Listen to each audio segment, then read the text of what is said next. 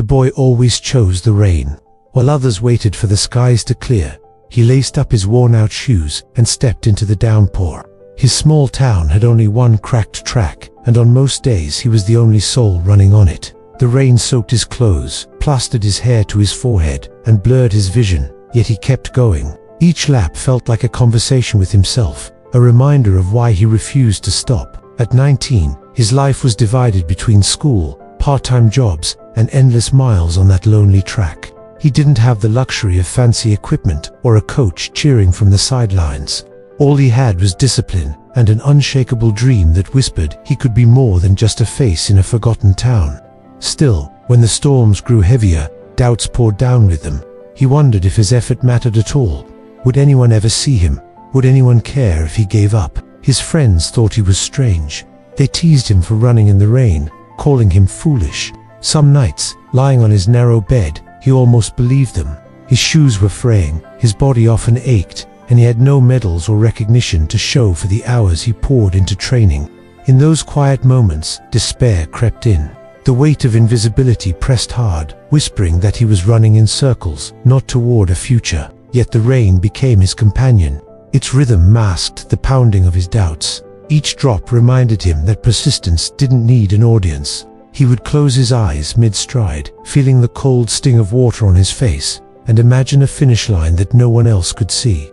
The storms gave him something the sunshine never could: a chance to fight through resistance, to test not just his muscles, but his spirit. One evening, as thunder rolled across the horizon, he ran harder than ever. His chest burned, his legs felt heavy, but his heart was alive. In that solitude, he realized that running wasn't just training, it was survival. It was proof that he could still choose to move forward, even when everything inside him begged to stop. Though no one was watching, he pressed on, unaware that a pair of tired, experienced eyes had been noticing him all along. The old man had been watching for weeks. From the bench near the edge of the track, he would sit quietly, his weathered cap pulled low against the drizzle, and observe the boy who never stopped. He had once been a coach, guiding young athletes toward victory, but retirement and age had pulled him away from the sport. Still, something about the boy in the rain stirred a memory within him of raw determination, unpolished yet powerful. He noticed the boy's stride, the way his arms pumped with stubborn energy, even as fatigue weighed him down. He noticed the lack of proper form, the shoes that had lost their spring long ago, and the grimace that came with each lap. More than that, he noticed the resolve in his eyes, the kind that even rain could not wash away. The old man knew that resolve was rarer than talent. Talent could be born, but resolve had to be built. The boy, though, felt none of this strength. Each day was a battle. His body carried bruises from slips on wet pavement, his lungs burned from cold air, and there were mornings he could barely crawl out of bed. Some afternoons, after running until his legs trembled, he would sit on the edge of the track, staring at the puddles that mirrored his reflection. He felt as though he was chasing something invisible, an opponent who always remained a step ahead. One evening, the rain was heavier than usual, pouring down in sheets. The boy stumbled, falling hard onto the wet ground. He stayed there for a moment, fists pressed into the mud, tears mixing with the rain. He was tired of fighting storms, tired of being unseen, tired of running without knowing if it would ever matter. That was when the old man finally stood. He walked slowly toward the boy and held out a hand. Without a word, he helped him up. The boy looked at him with surprise, unsure why a stranger cared enough to stop.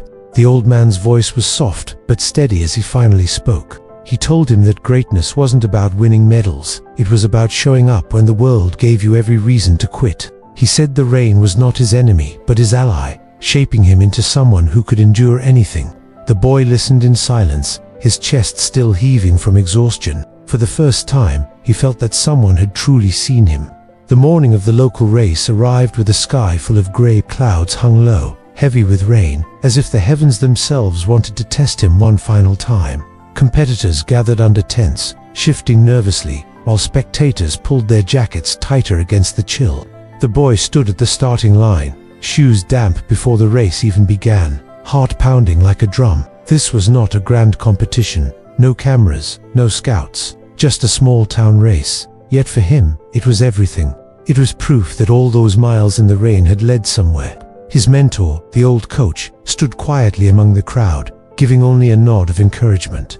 No grand speeches, no promises, just a silent reminder that he was ready. The starting horn blared. He surged forward, legs cutting through puddles, each stride echoing the discipline he had built. At first, the rain felt cold, but soon it became familiar, almost comforting.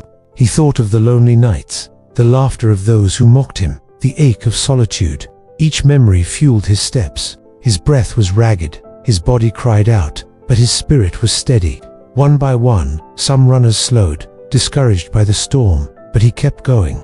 He welcomed the water hitting his face, embraced the weight of soaked clothes clinging to his body. The rain, once a burden, was now his strength. He had trained for this moment in silence, when no one watched, and now the storm felt like an old friend running beside him. As he neared the finish line, he was not first, but he was far from last. What mattered was the feeling rising within him, a quiet victory louder than any applause. Crossing that line, his chest burning, legs heavy, he lifted his face to the sky and smiled. For the first time, he no longer needed validation. He had become the kind of athlete who didn't quit, not for the weather, not for loneliness, not for doubt. The coach clapped once, slowly, his eyes filled with pride. No trophy, no spotlight, yet the boy carried something greater home that day.